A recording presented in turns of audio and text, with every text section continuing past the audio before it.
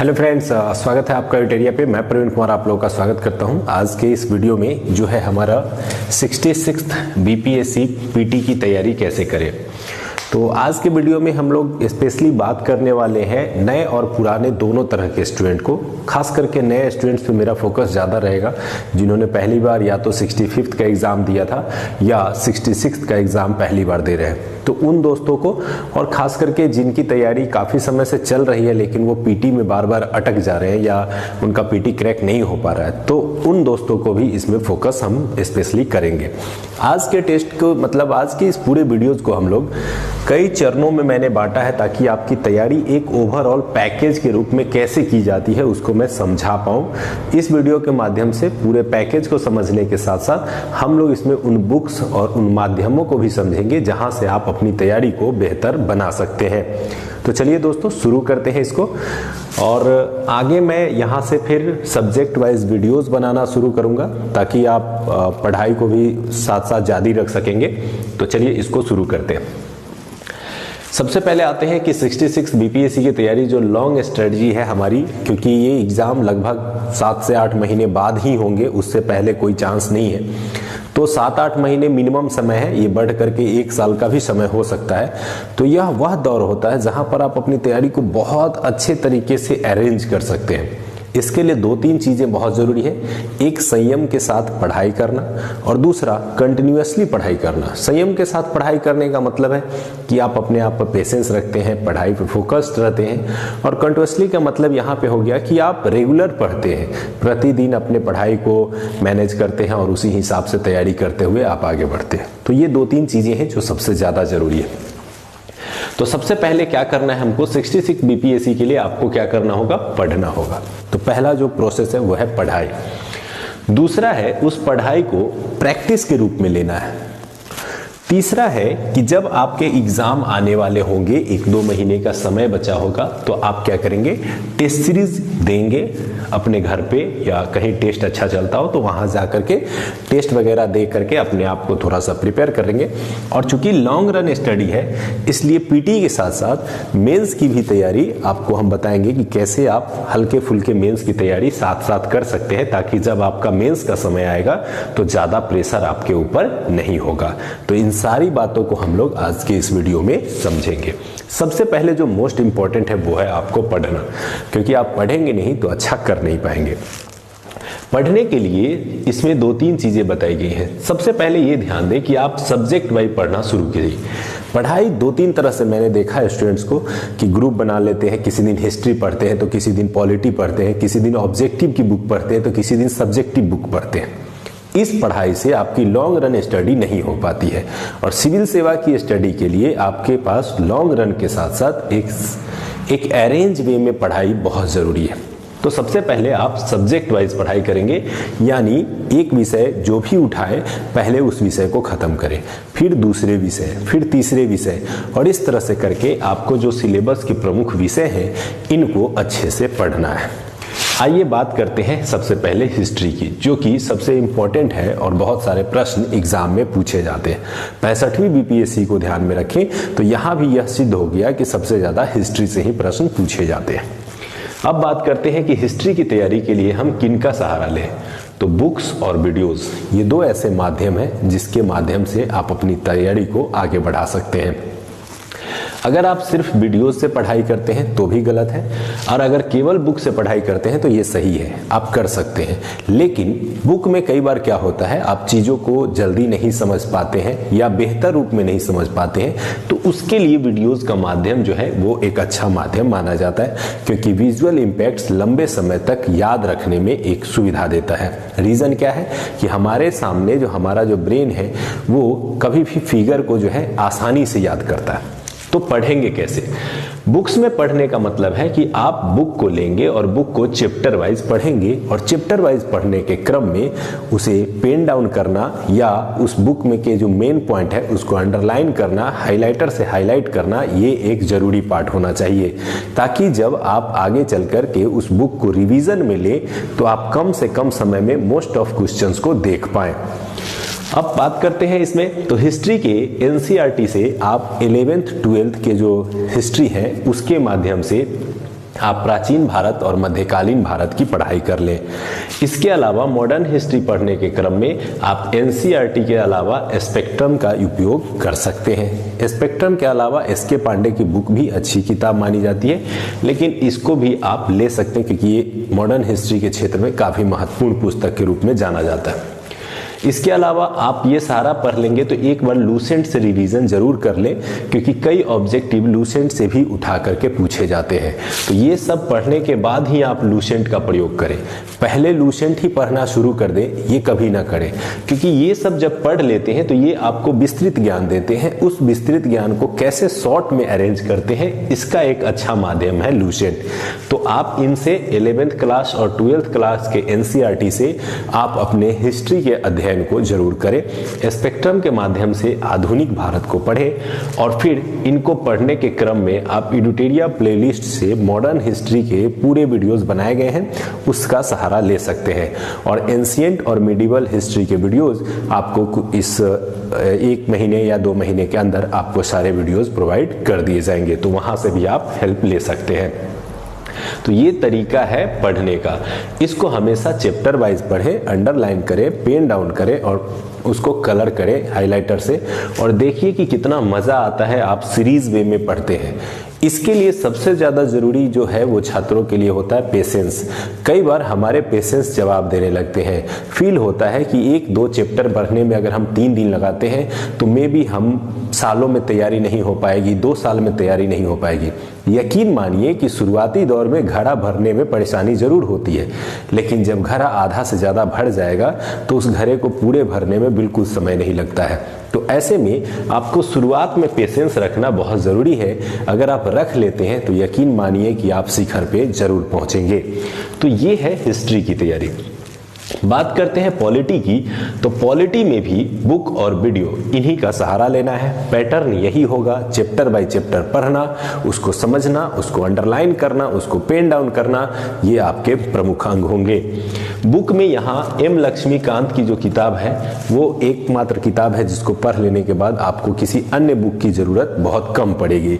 हालांकि लक्ष्मीकांत जी के भी कई विकल्प हैं जिनसे आप सहारा में ले सकते हैं, जैसे राजेश मिश्रा और अन्य पुस्तकें आती हैं जिनसे भी आप पढ़ सकते हैं, लेकिन मुझे लगता है कि ये एक बुक पढ़ लेना आपके लिए काफ़ी रहेगा। इसके अलावा अगर आप लूसेंट से सहारा लेना चाहें तो इसको पढ़ने के बाद ही लूसेंट का सहारा आप लें। पॉलिटी के भी वीडियोस जो है आपको एडुटेरिया के प्लेलिस्ट में आपको अरेंज वे में ऊपर से नीचे की ओर मिल जाएंगे।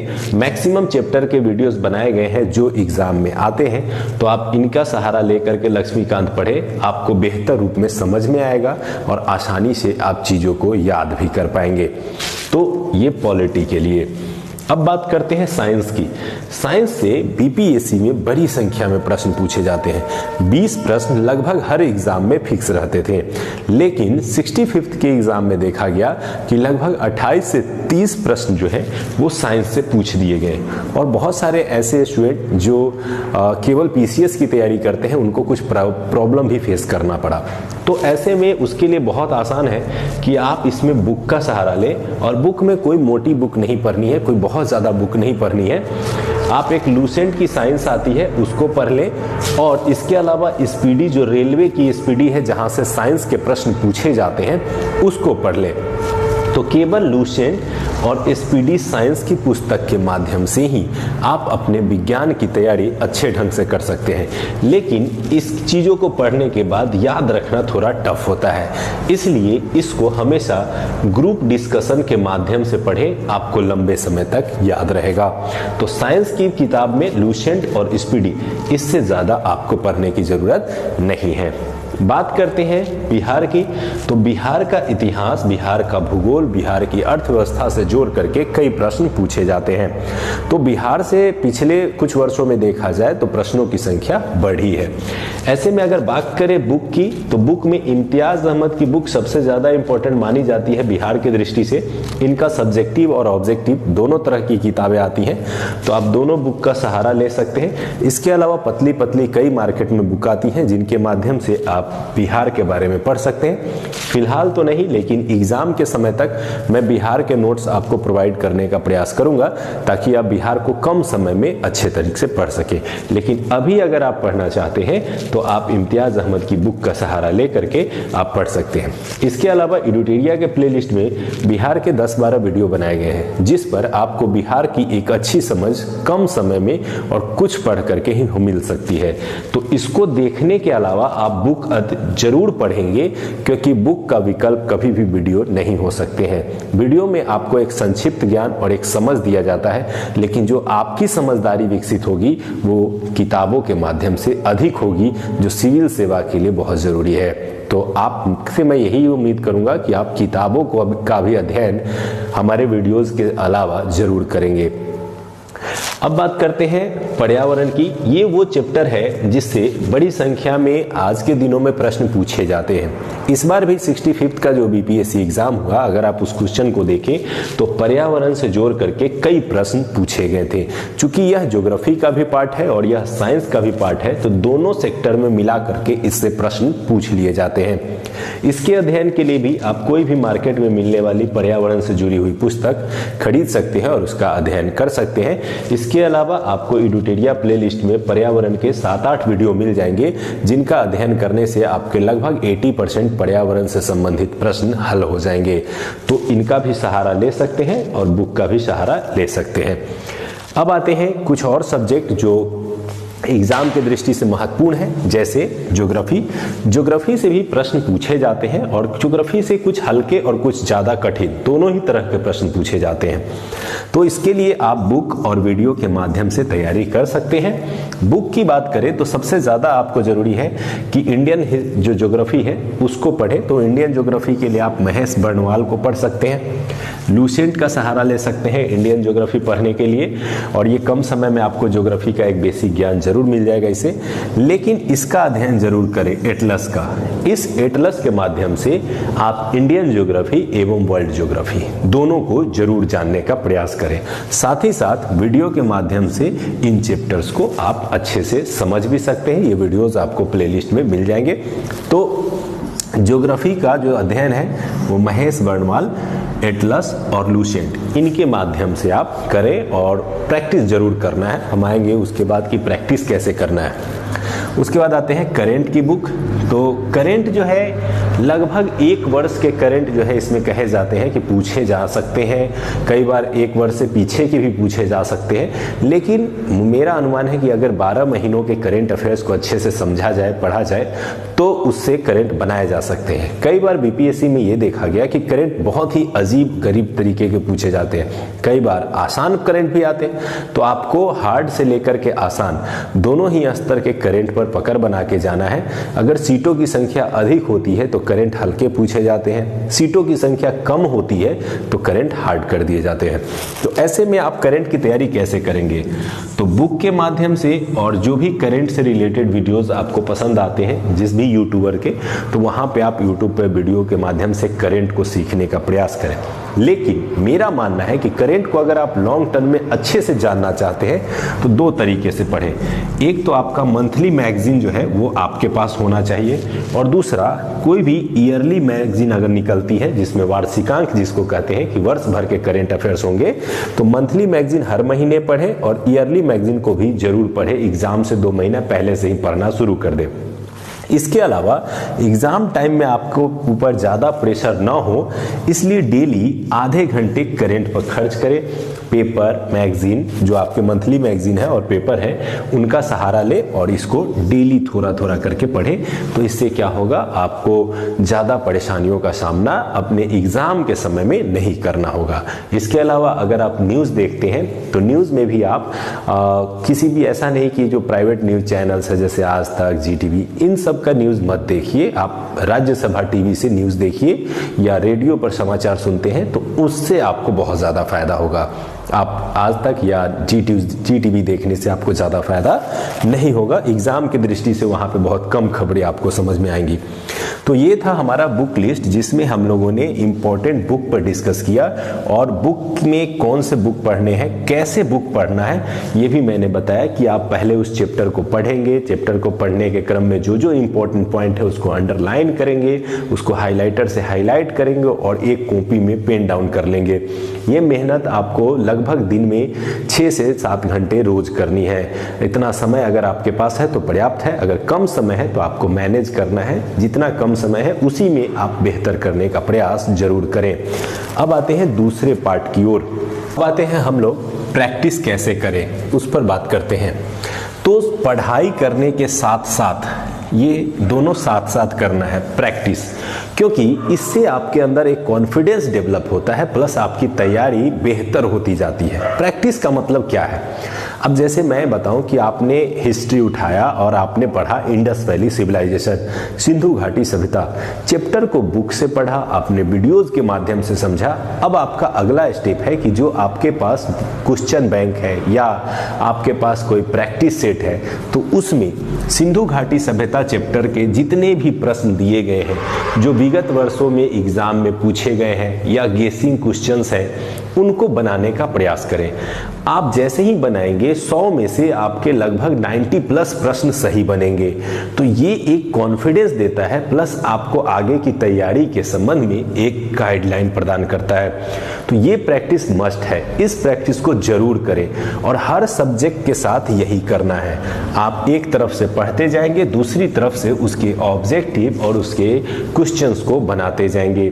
जितना ज़्यादा आप सही बनाएंगे उतना ज़्यादा आपका आत्मविश्वास बढ़ेगा तथा एग्जाम में सफलता के चांसेस भी बढ़ते चले जाएंगे। तो ये प्रैक्टिस आपको पढ़ाई के साथ साथ ही करनी है।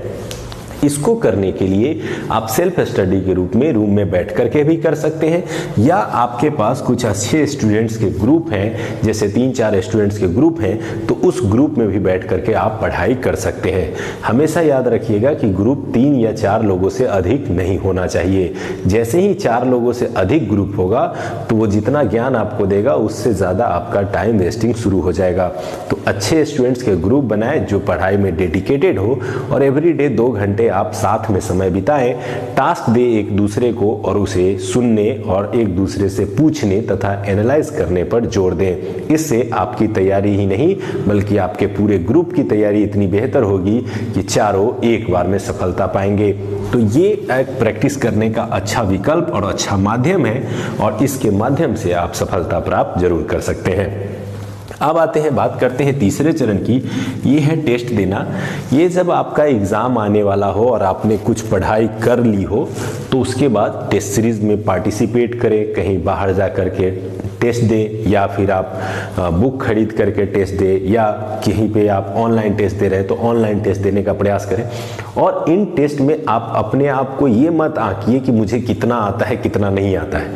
यह होता है कि आपको एग्ज़ाम के लिए यूज टू कर देता है और आप अपने आप में एग्ज़ाम के अनुरूप अपने आप को ढाल लें कि क्या मैं 2 घंटे में प्रश्नों को पूरा बना लेता हूँ, कितना सही बना पाता हूँ, कितना अच्छा बना पाता हूँ। इस तरह से अपने आप को अरेंज कर ले। इससे आपको काफ़ी लाभ मिलेगा और जब एग्जामिनेशन हॉल में जाएंगे तो आपने जो 8 से 10 टेस्ट दिए हैं आपको लगेगा ही नहीं कि मैं एग्ज़ाम दे रहा हूँ, आप फील करेंगे कि मैं टेस्ट दे रहा हूँ।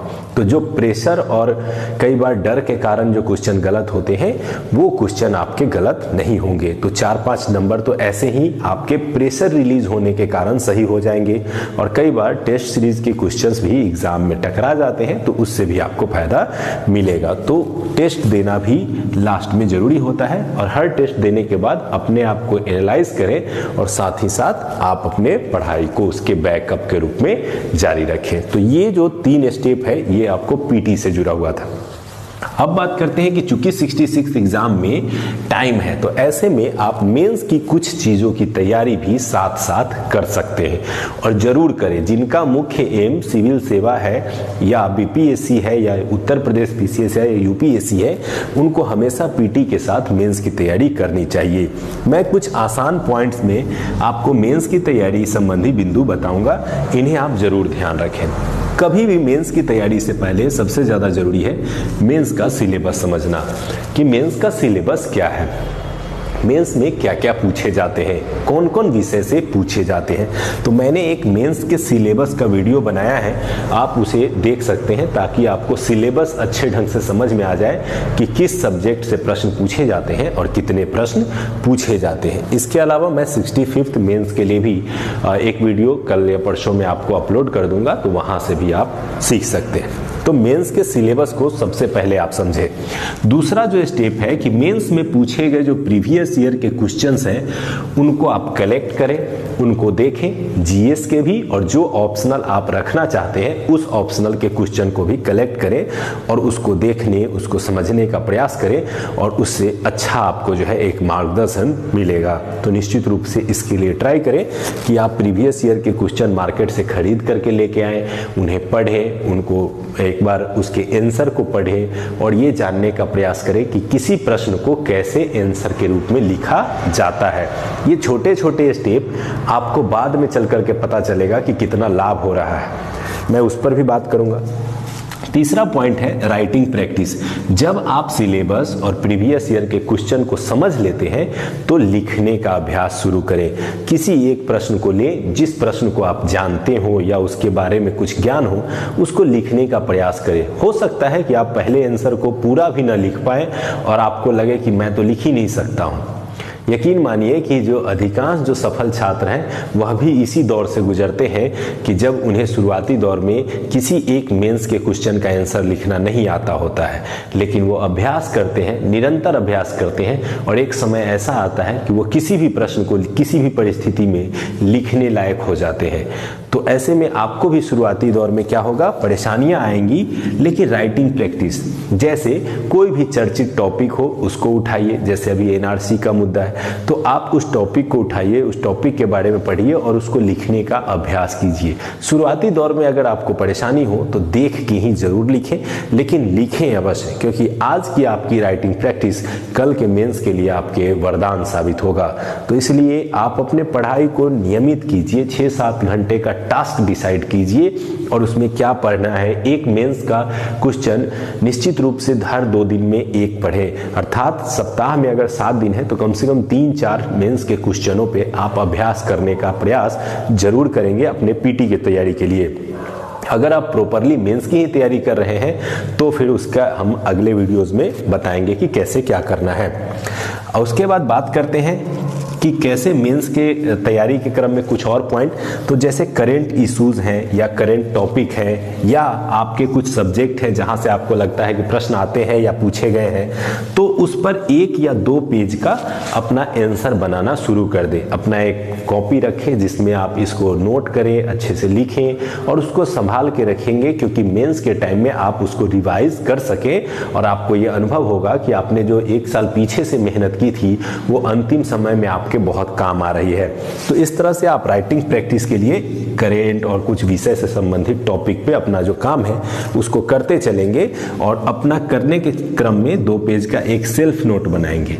यानी आप जो किताबों में पढ़ रहे हैं या मैगजीन में पढ़ रहे हैं या न्यूज में सुन रहे हैं वो सब को मिला करके आप अपना नोट्स बनाइए, क्योंकि जो सेल्फ तैयार किया गया नोट्स होता है वो सारे नोट्स से बेहतर होता है, क्योंकि उसमें आपके खुद के अनुभव शामिल होते हैं और यही खुद का अनुभव आपको एक प्रशासक, एक प्रशासनिक अधिकारी के रूप में चुनने में आपकी मदद करेगा।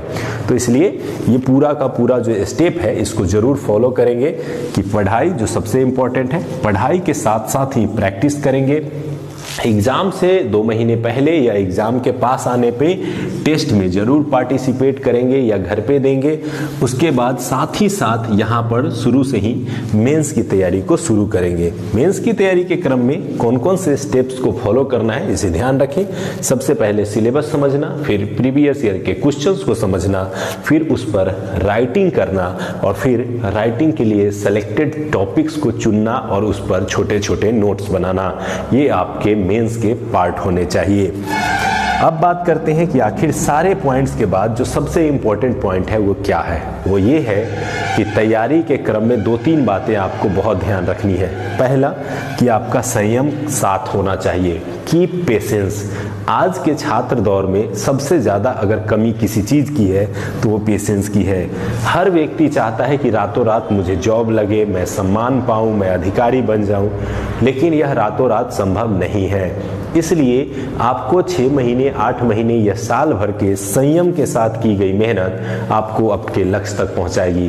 रातों रात कामयाबी का शिखर पाने वाले रातों रात बर्बादी के शिखर पर भी शामिल हो जाते हैं। तो इसलिए संयम के साथ कुछ भी करने का प्रयास जरूर करें, अपने अंदर पेशेंस रखें और सफलता की ओर निरंतर बढ़ते रहें। दूसरा है पढ़ाई में निरंतरता रखना, यानी कंटिन्यूटी को फॉलो करना। यानी ऐसा ना हो कि आप एक दिन पढ़ाई करते हैं, दूसरे दिन नहीं करते हैं, फिर तीसरे दिन करते हैं, फिर 2 दिन गैप करते हैं। ये नहीं, आप निरंतर पढ़ें, 5 ही 6 घंटे पढ़ें, बहुत ज़्यादा ना पढ़ें, लेकिन आप कंटिन्यूअसली पढ़ते रहें तो यकीन मानिए कि आपको पढ़ने में भी मज़ा आएगा और आपकी सफलता आपको ज़रूर मिलेगी। तो ये संयम और निरंतरता, ये 2 चीज़ें हैं जो आपको सफल बनाने में सबसे ज़्यादा बड़ी भूमिका अदा करती है। इसके अलावा मैं बता दूं कि लंबी तैयारी जो आप अभी मैंने बताया है, पूरा का पूरा प्लान शीट, तो ये लंबी तैयारी और आपकी जो सेल्फ स्टडी से की गई तैयारी है, इससे बेहतर विकल्प जो है हो ही नहीं सकता। अगर आज आप हमें यहाँ देखते हैं, आपको लगता है कि हाँ मैं कुछ अच्छा बता पाता हूँ, तो इसके पीछे एक बहुत बड़ी कहानी है कि ये तैयारी लंबी रही है। इस तैयारी में सेल्फ स्टडी का बहुत बड़ा हाथ रहा है। ये चीज़ें मुझे काफ़ी हद तक अपने अनुभवों को अपने तरीके से पेश करने में मदद किया है। तो इसीलिए मैं हमेशा चाहता हूं कि आप भी लंबी तैयारी करें। लंबी तैयारी का मतलब ये नहीं है कि सालों साल, लंबी तैयारी का मतलब होता है एक प्रॉपर वे में कम से कम 8 से 10 महीने की पढ़ाई। और सेल्फ तैयारी का मतलब होता है कि उस पढ़ाई के दौरान जो कुछ आप किसी टीचर से सीखते हैं, किसी वीडियोज़ के माध्यम से सीखते हैं, किसी कोचिंग के माध्यम से सीखते हैं, उन सब सीखने के बाद उसमें अपना इनपुट कि आपने उसमें क्या डाला, नतीजा निकलेगा आपके सेल्फ नोट्स जो आपको बनाएंगे सफल। तो अंत में मैं यही कहना चाहूँगा, ऑल द बेस्ट। आपके जीवन में हमेशा खुशियाँ आए और आप अपने लक्ष्य तक जरूर पहुँचे, यही शुभकामनाएं हैं। और उम्मीद करते हैं कि आप इस स्टडी प्लान को समझे होंगे और इसे फॉलो करने का प्रयास करेंगे। कई बार आपको रास्ते में भटकाव आएंगे, कई बार अलग अलग एग्ज़ाम आएंगे, कई बार पारिवारिक प्रेशर होगा, लेकिन इन सब से निकल करके अगर आगे बढ़ेंगे तो एक दिन आपको वही लोग सलाम करेंगे जो लोग आज प्रेशर बना रहे हैं। तो आपकी सफलता आपके हाथ है, आपको रखना है अपने पे विश्वास और आगे बढ़ते जाना है। फिर देखिए क्या होता है, क्या ज़माना आपका होता है या नहीं। तो मिलेंगे अगले वीडियो में। धन्यवाद एडुटेरिया से जुड़ने के लिए और इन वीडियोज़